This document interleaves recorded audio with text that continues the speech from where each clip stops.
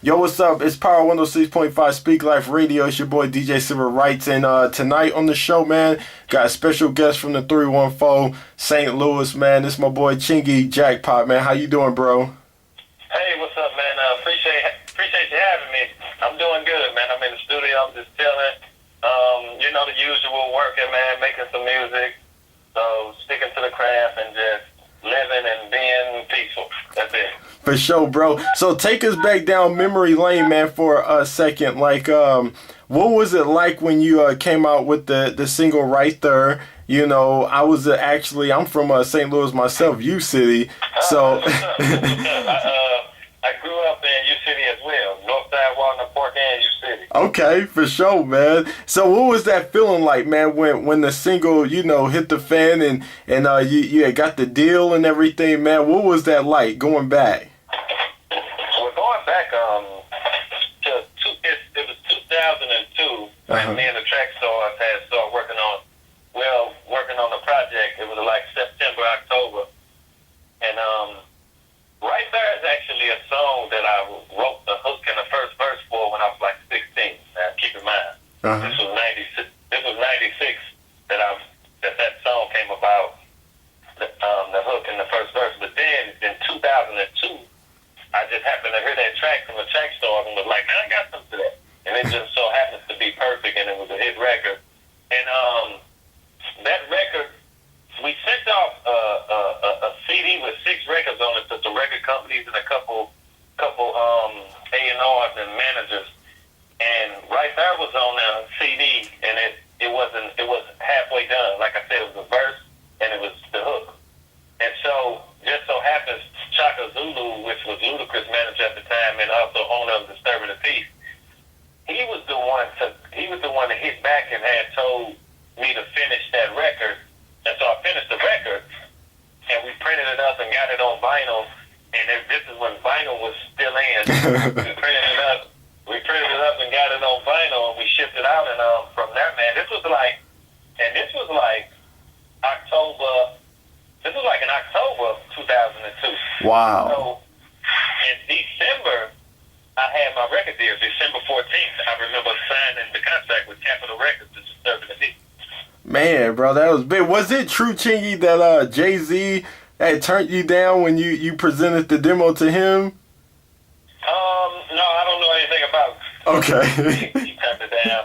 But I know Kevin Loud at Def Jam, and maybe was Jay-Z as well, but no, he never said that. I spoke to Jay-Z. But Kevin Loud did, and every time I see him, he'll tell me sorry. Wow. Yeah, but it's nothing to be sorry about. That was just how he felt. Like everybody's not gonna like or adapt to certain stuff, especially when they don't know it and they're not familiar with it. When you're familiar with a certain sound, like Kevin Loud, he's in New York, and a lot of people be just familiar with that sound that of their environment and everything, and they don't like to take chances with newer stuff and original stuff, man. And I think that's something people got to get over, because it's just me myself. I like people that's different. I like originality. I don't like people that basically try to just copy someone else, steal someone else's style, and try to come up off that. I feel if you're gonna be a real artist, being an artist, it's an art, and you have to be a creator, and you have to be creative. Mm-hmm. You know what I mean? And so I feel like if you're gonna be an artist, you have to be creative. Don't just take this person's style and I'm gonna run with that. That's what's going on. No, be creative and try to stand out. Don't blend in. Try to stand out. Now, when I say try to stand out, don't blend in, if you turn on the radio, you'll hear a lot of people blending in. Yeah. Yeah, people may like the records, but you'll hear a lot of people blending in. Everything sounds the same. But I guarantee you, when you play a record of mine with my voice over the track and everything, it's gonna be a little different, because you can't say I sound like any of them. Yeah. You know what I mean? Yeah. So I take pride in that, and I think originality is key, and is a key in your creative artistic abilities. For sure, for sure. Power 106.5 Speak Life Radio. It's your boy DJ Civil Rightz. I got my boy Chingy Jackpot on the line right now with us, man. Tell me, man, what was something that maybe your parents or grandparents instilled inside of you as a youngster, man, that really stuck with you for all of these years? Something my grandparents and my parents put inside of me and stuff for all these years. I would have to say is, you know, whatever it is you want to be in life, you can be that and just go for it and set a goal and just go for it. And I'm living proof that that can happen because just like you see artists today that's trying to get on, trying to make it, and which I didn't have these outlets they have today. I did not have none of these outlets they have today. These outlets they have today is way easier. Like Hollywood is, the media is the new Hollywood. You know, and I didn't have these outlets. So I literally was from the bottom grinding, trying to get my stuff. I had to travel to out of state constantly, trying to go into these places, trying to get it going. And today you can press a button and get your music to all these people. but just set some goals for yourself, man, and just go for it because, like I said, it's artists out here that's trying to make it. I'm living proof you can make it because I once was that artist trying to make it in business. Yeah. I'm still progressing right now. I'm no better than the next artist. You know what I mean? I'm still progressing to this day. But I'm living proof you can be successful at it. For sure, for sure. Now tell us about that, man, with Full Deck Music Group, like the artists that are signed under you and everything, man. Tell us about the projects and what you got working on. Well, Full Deck Music Group is something I came up with. Full Deck is a science. It's actually, you know, I attended a school called University of Commission Sciences, which deals with the metaphysics of religion and the metaphysics of thought. And I know that the chord system is a metaphysical science in like the reality of what we live in, astrologically, physiology, and just, you know, the universe and down here to the mundane earth or whatever. So the chord system is based off that. And so Full Deck is a way of life to me. You know what I mean? Just like you have day and you have night and you have conscious and you have subconscious. All these things relate. You know what I mean? And so that's something I started a couple of years ago with my cousin Stan, who's actually my real cousin. And man, it's just like I said, I do things based off the way I think. And Full Deck, I always say in life you gotta play your cards right, so you have to have a full deck. And when I say a full deck, I mean a mindset. You have to have a full deck mindset and use your brain and use your mental to achieve what it is you want. If you put out bad vibrations, you get bad vibrations. You put out good vibrations, you get good vibrations. And that's kind of where the whole Full Deck thing, you know, came from. And so yeah, it's me on there. I'm not really focused on no artists right now. I'm focused on rebuilding myself. Okay. And so that's what I'm focused on. So it's just pretty much me right now, man.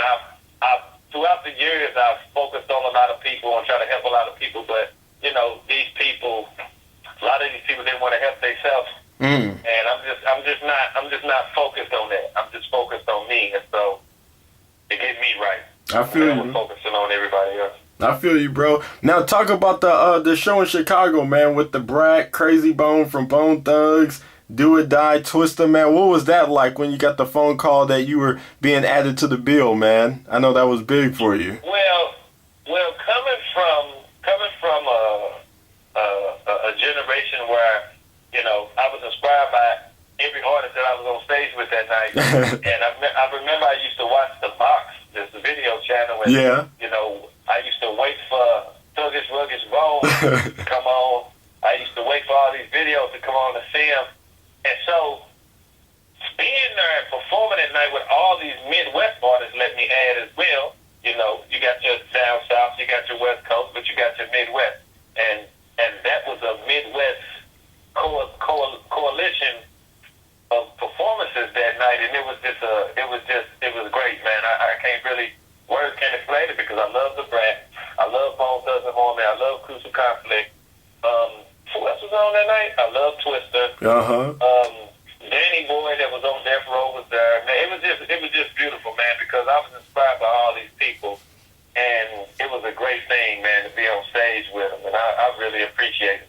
For sure, for sure. And with that being said, man, you've put out music for years, man. Like I said, I was in high school. I'm 32 now, but I was in high school going to U City at the time and working at McDonald's. I mean, you taking me back down memory lane, Chingy.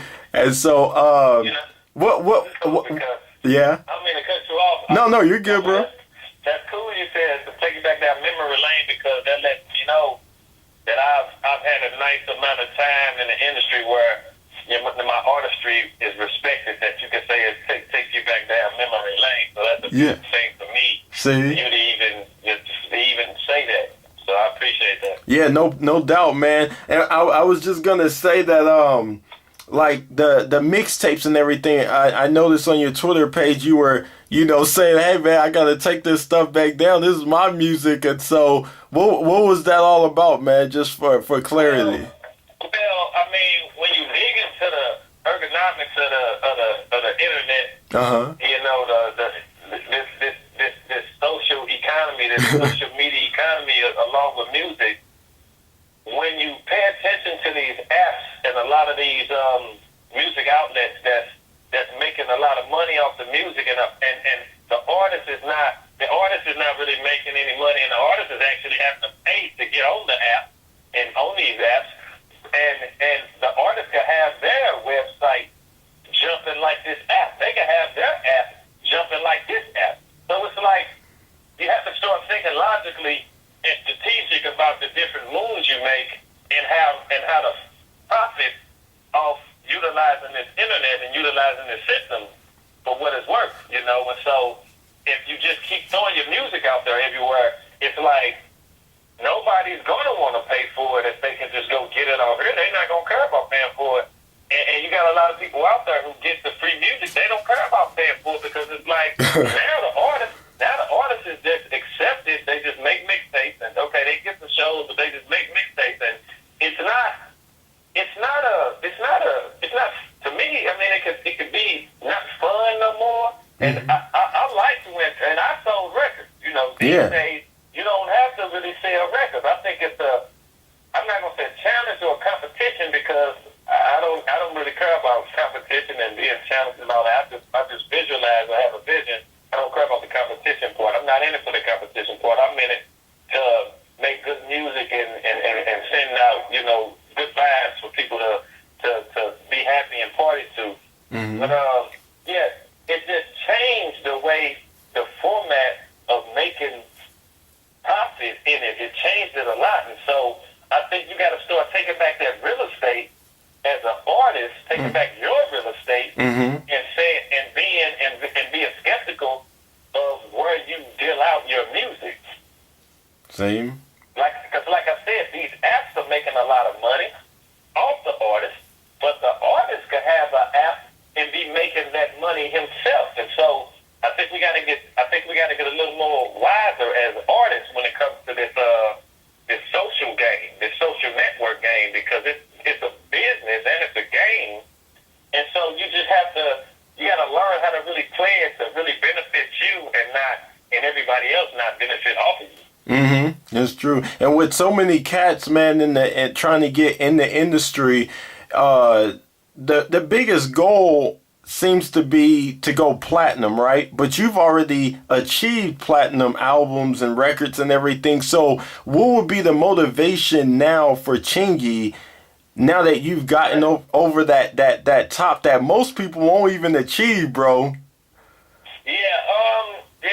What would be the motivation? The motivation is I love music. Okay. That's the motivation. I wouldn't have these big old treble clefs on my foot for no reason. And I love music. Even it's times, it get hard, it gets tough sometimes, and I be wanting to quit. I be wanting to stop. Like, that's happened to me before, and that's happened to me before I became Chingy. That's happened to me while I've been Chingy, because it's a lot of pressures, and it's a lot of things that go with this, a lot of devious, evil stuff that go with this business, and you just gotta learn how to be patient on the inside and take these things in and deal with them. But the motivation to me, man, is just music. I love music. I'm passionate about it. It's a difference. It's a difference when you, like this generation of artists. I know it's some that's passionate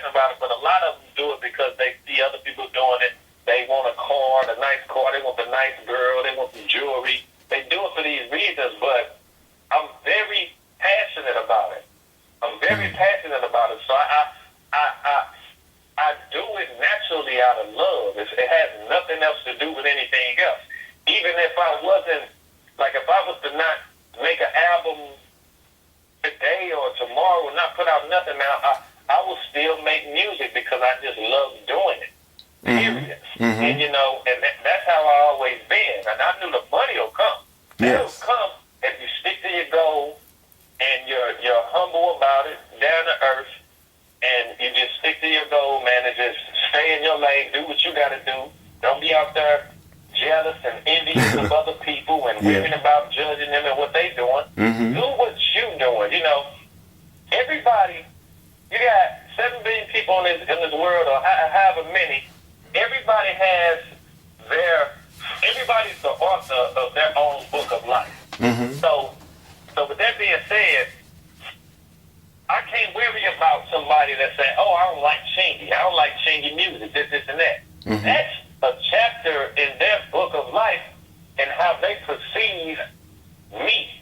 That doesn't mean it's correct. That doesn't mean they're right about what they're saying. They're the author of that book in their life. So they can feel like that. They can have that opinion. But I'm not finna be worried about it.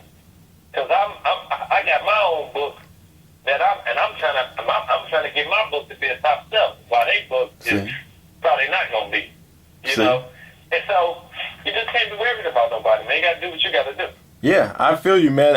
I like how you put that, because I was in the same boat, Chingy. Like back in 2007, I brought you down here to Tulsa, Oklahoma. I was working at 106.9K Hits. You did one of the Winter Bash concerts, and you had the Get It Boys. And I remember we were backstage. You probably don't remember me because I was just a regular little small town DJ at the time, but it was cool, man. I did secular radio for some years. In April 2009, gave my life to Jesus Christ and became a youth pastor, right?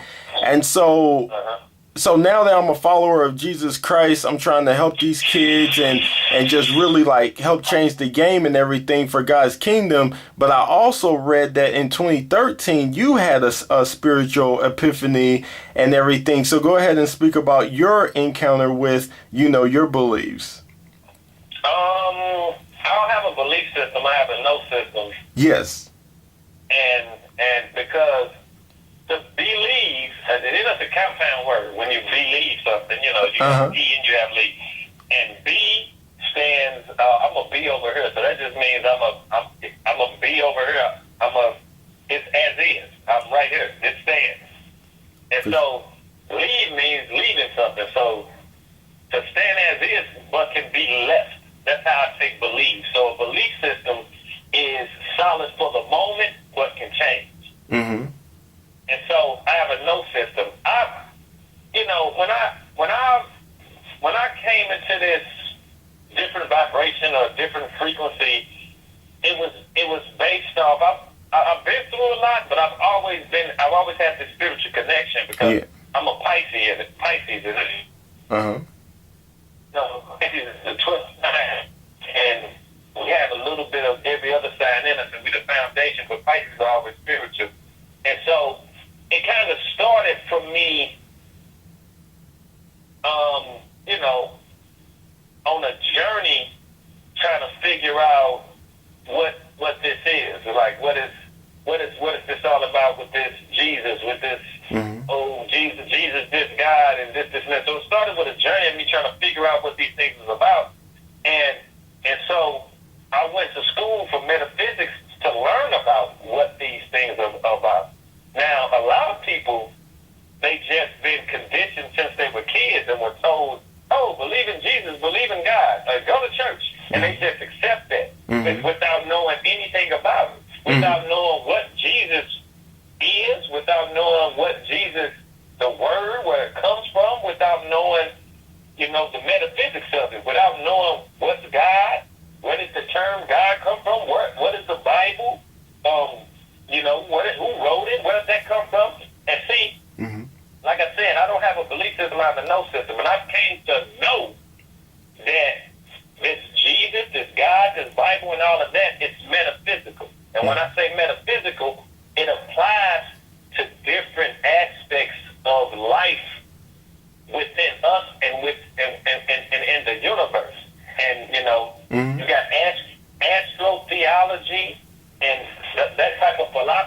have to really do your studies and research to really know what these things are. Because I'm sorry, I know it's a lot of people out there, Christians and whatever religion, and religion is a conditioning. Religion is a mindset.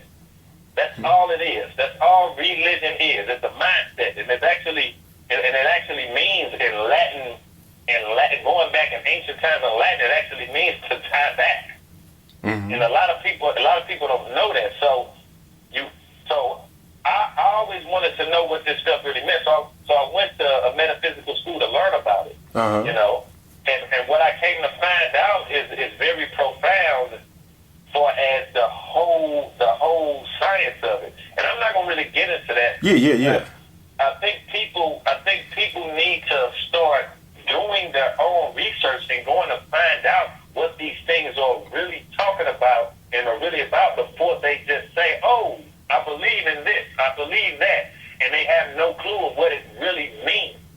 Because I see so many people that do that, but when I sit there and I try to have a articulate conversation with them about this whole where Jesus come from, this and that, they can't tell me nothing because they don't know nothing. They just been conditioned to say, "Oh, I believe in Jesus, God's Son, and God is my Jesus is my Savior, God's Son." That's all they know.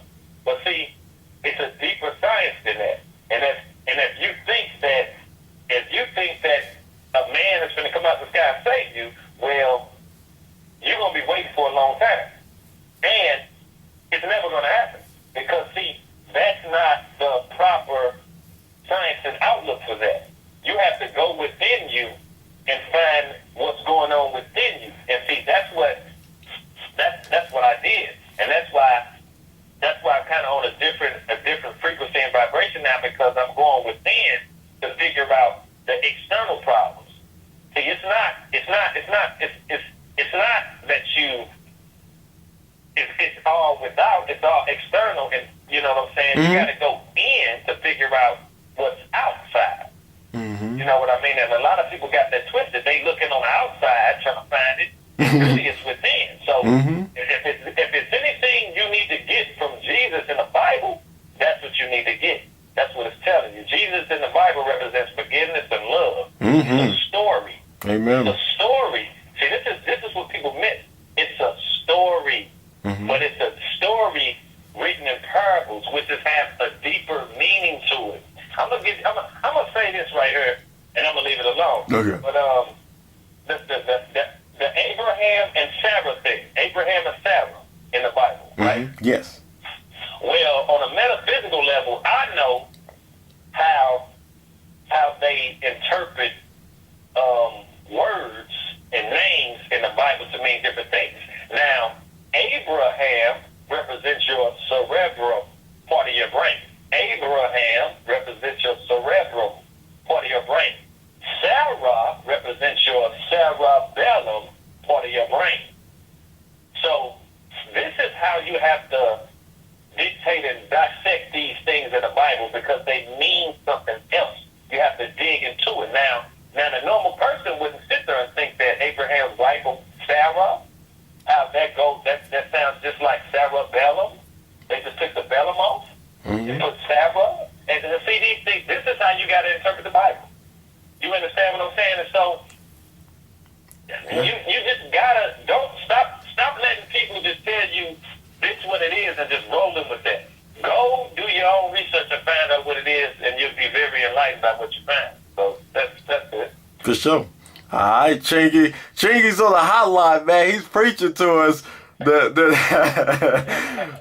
right, bro. I feel you. You know, just kick a little science. Yeah, a little something, man. I got you. We ain't gotta talk about all the time. We jump into the different stuff, you know. Yeah. It's like, what does Chingy do to relax, man? When you're done with recording and you turn the studio stuff off and everything, what do you do to just kick back? I like to read. I read books. Right now, I'm studying how to mix and master my own music. Okay. And so, right now, I'm reading a book called Seminars in Psychological Astrology, the Luminaries, the Psychology of the Sun and Moon and the Horoscope, and the sun and the moon is a representation of, you know, your father and your mother. Mm-hmm. You know what I'm saying? On a mundane level, the father and the mother. On a universal level, you have the sun and the moon. And, you know, that's the book I'm reading. Okay. Oh, Chingy. It applies to the psychological outlook that you have and how your mother and your father basically constructed and sculpted you, and however they treated you coming up. When you grew up, it affected you, whether it had to deal with work, whether it had to deal with relationships, it affected you. And for example, I'm gonna say this. Mm-hmm. When I was young, I loved my mother dearly, but when I was younger, it was tough love. My mother didn't grab me and hug me all the time. She didn't grab me, hug me, and kiss me all the time. So I'm gonna tell you what happened. When I got older and got in relationships, when girls would want to embrace me, I put my guards up because I didn't get that. I didn't understand what they was doing because my mama didn't hug me and kiss me like that when I was little. So that female energy of embracing, I wasn't too familiar with. So when a woman really liked me and showed me that, I put my guards up and was like, hold on, you're getting too close. You know what I'm saying? So basically, that book I'm reading is just kind of telling you how, you know, the relationship between the father and the mother is like the relationship with the sun and the moon, you know, day and night. Okay. Hey, Chingy, man, before I forget, you have like a shoe company. Not a shoe company, like a shoe. Yeah. Well, I was dealing with some guys who wanted me to be a part of their shoe company, but it didn't work out. They wasn't too serious. So man, Chingy, I was counting on you, man, because I was gonna ask you for a size 12, but I guess you know, it would have worked out as well. I guess you just gotta send your boy the Jordans for Christmas, man. It's all good. Alright, man, I got two more questions. I will let you get back and do your studio thing, man. That any foundations, organizations, anything that you have going on? Well, I have Chingy for Change to help less fortunate kids, man. So okay. we try to be of service to the kids in the community. Okay. And you know, everybody can hit me up, Chingy Jackpot on Instagram, Chingy Jackpot on Twitter, Howard Chingy Bailey on Facebook, and you can hit up my Vivo. I got a couple new videos and stuff, Chingy Vivo, and hit up my website, ChingyJackpot.com. And I got a new record called Where You Been, produced by my little homeboy Vega Heartbreak. That's a very hot record, so go check it out on ChingyJackpot.com. And just be looking out, man. I'll be on the road touring and everything, city to city, so you never know, I might be coming near you. I'm working on a project with a friend of mine, Crazy J. He's a dope producer and songwriter as well. So we in the studio working. And just me and people, man, just raising my vibrations and my frequency every chance I get, and just staying humble, staying down to earth, and just trying to keep that inner stillness going, man. It's about people, you know, today, everybody's in a rush today. Everybody's rushing for something. People need to start creating balance and creating patience in their life, and learn how to create that inner stillness in their mind, man. And I don't mean to be talking like, I'm not preaching. I ain't trying to preach. Yeah. It's just, you don't get, when you talk to a lot of artists, you don't get a lot of artists just talking, trying to tell people something to better themselves. So when I say better themselves, like, I encourage a lot of the artists and a lot of the young people, period, they need to start reading more. Yeah. Like, you know, get into different things, learn about different things. You know, knowledge is power. It really is. And so, you know, they need to read more. They need to try to change from the inside. Don't try to change from the outside, man. And I'm just you got a lot of artists out here, but I'm a representation of the humble, intelligent, down-to-earth young king. You know what I mean? And not a king in the sense of trying to conquer everything and be arrogant and ahead of everybody. A king in the sense of, you know, if I rise, I want to help everybody rise. And when I say if I rise, I want to help everybody rise, it doesn't have nothing to do with really with money. But money is just me being at one with myself. So if you dissect MONEY, it's just, you get one and you get mine there. So my oneness is my money. And you heard it first from Chingy Jackpot, man. So the loaded question of the night, man, in closing, I asked this at the end of every one of my radio episodes. And so now I get to ask Chingy Jackpot, when it's all said and done, bro, millions of albums sold, platinum status, Grammy Awards, Friends, BET, MTV episodes, VH1, everything. I'm just award right now. Award right now for 2003 that says Rhythmic Top 40 Song of the Year right there. See? So you're right. There you go. So when all of that is said and done, and of course we have two different perspectives. I believe when we take our last breath, I'm going to give an account to Jesus Christ. But when it's all said and done, what type of legacy does Chingy want to leave behind? How does Chingy Jackpot want to be remembered after it's all said and done? Go. How Chingy wants to be remembered when it's all said and done. I want you to do something too for me. Yes. I need you to do something for me. When you get some time, I want you to go follow and study the oracles and origin of Jesus Christ. I want you to do some heavy research. And I'm not talking about what the people in church tell you. I want you to go do your own research and go find out the origins of Jesus Christ and find out what that really represents. Just do that for me. And you know what, Chingy? I'm not only going to do that, but I'm going to be calling you back off the air, and we're going to chop it up. Okay. No, that's totally fine with me. But, for sure. Okay. Now, what the mark I want to leave, I just want people to acknowledge that, you know, he was a humble guy. He made great music. He was about peace and love, and he was a good person. You know, he when he came around, he gave off good energy. He made people smile. He made people feel like they can do it.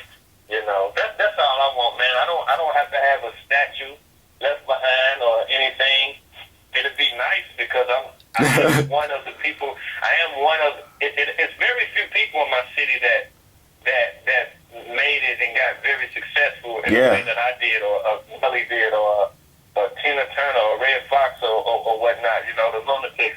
But and we don't like the appreciation that you go to Chicago and a lot of places see these Jordan statue and these statues. You know, I guess they don't look at our success as well, my success, because if you go in the Loop or something, you'll see painting a Nelly, or they gave him a star on the floor, or, you know, or whatever. Yeah. You know what I'm saying? That don't matter to me. To be nice, because I was a part of putting this city somewhere, you know, somewhere on top. I was a part of that, creating that, the tourists to come here and want to come here and want to come see the people and want to come see what St. Louis about. I was a big part in that, because not only was I successful, but I made history, because I changed the way the world looked at St. Louis and how we talk. And forever, anywhere I go, people want me to say right there and all that. So I made history with that, and so I feel like my city should have respect that in some way, period. But it's all good. Yeah. I just want people to know I was a good person, man, and made great music, and you know, was here to help. For sure. And the next time I'm in the Lou, man, I'm going to have to come through and knock on your door and be like, Chingy, man, I'm trying to drop a track, man. I can't rap, man. Maybe you could give me some tips. Well, see, then you gonna have to learn how to rap first.